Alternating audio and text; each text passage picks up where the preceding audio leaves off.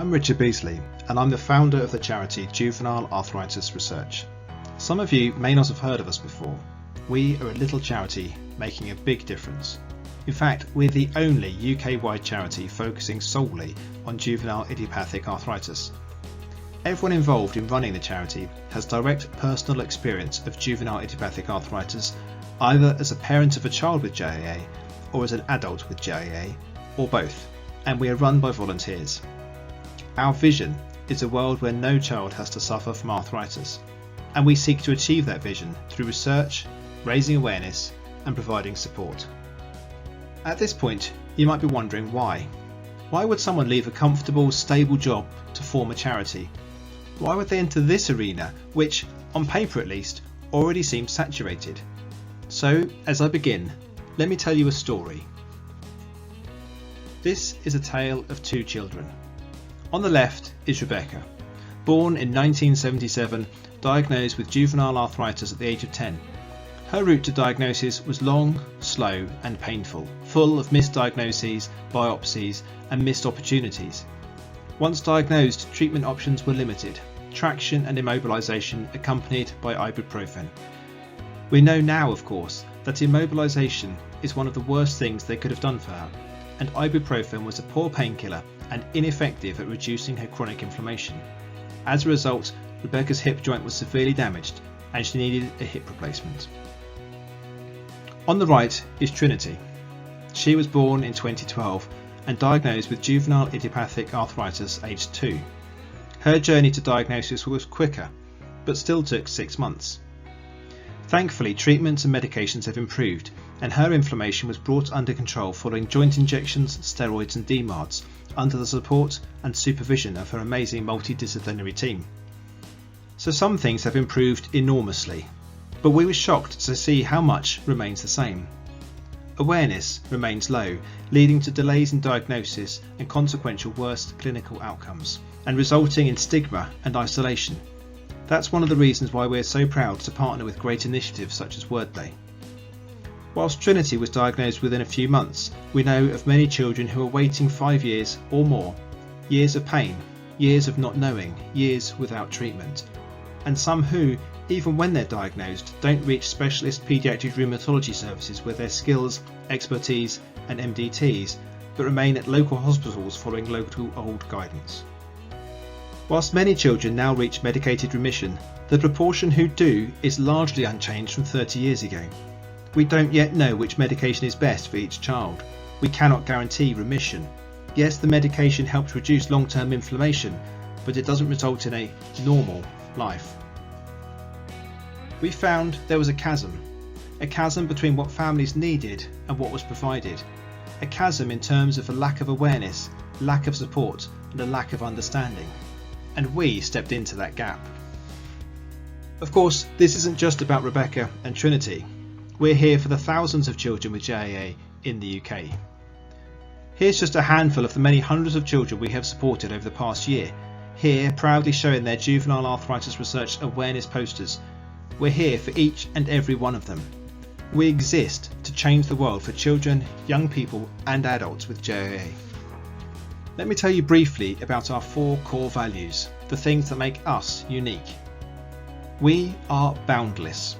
We demand better. We won't stick to the old ways of doing things. We won't limit ourselves to how things have been done before.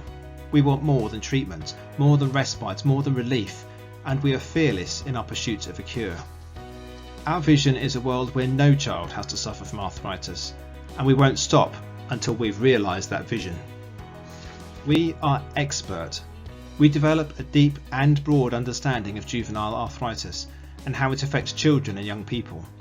We work with an amazing group of health professionals from across the UK and elsewhere to develop, review and check everything we do to ensure clinical information is accurate and continue to reflect best practice.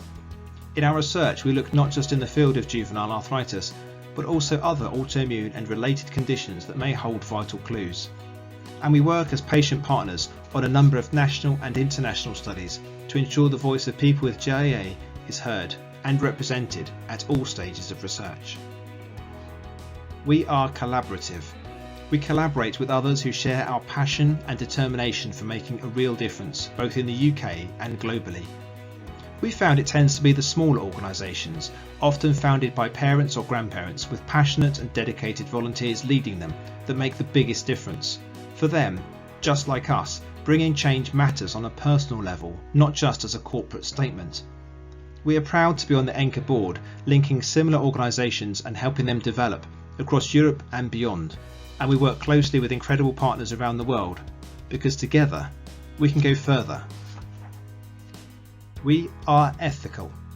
We work in an open, transparent and accountable way that builds the trust and respect of all of our stakeholders. We also ensure high environmental and ethical standards throughout our organisation and with all of our suppliers.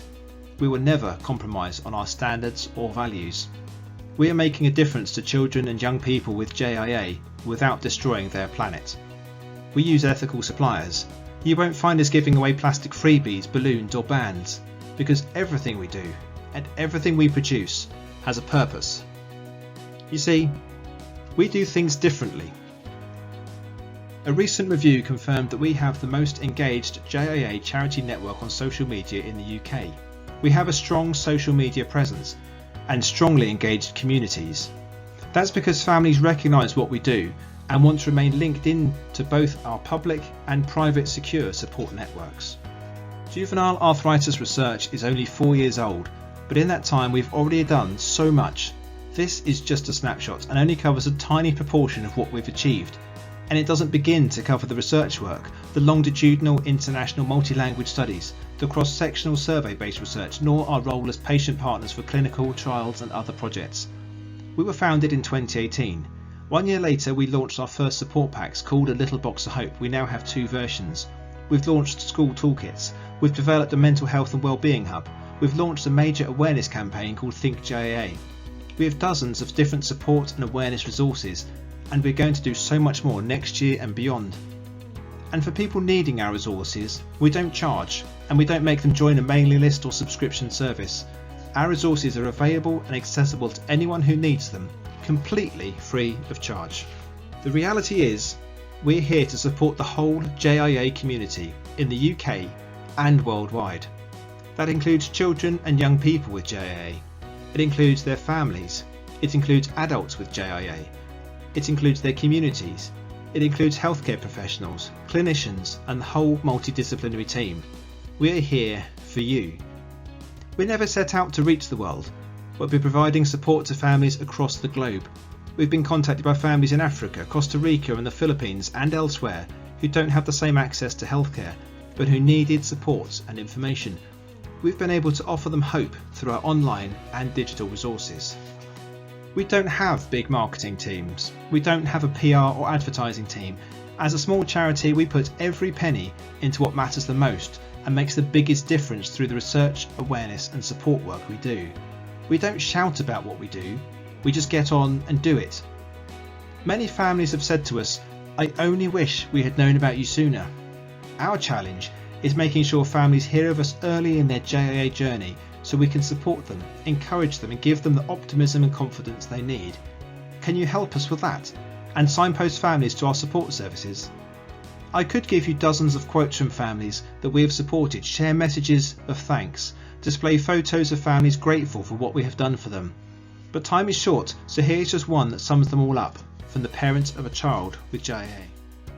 Everything else out there was overwhelming and scary. You brought us hope. It is thanks to a network of incredible people that we can do everything that we do. It all starts with our fundraisers and donors that make our work possible. Thank you for making juvenile arthritis research happen.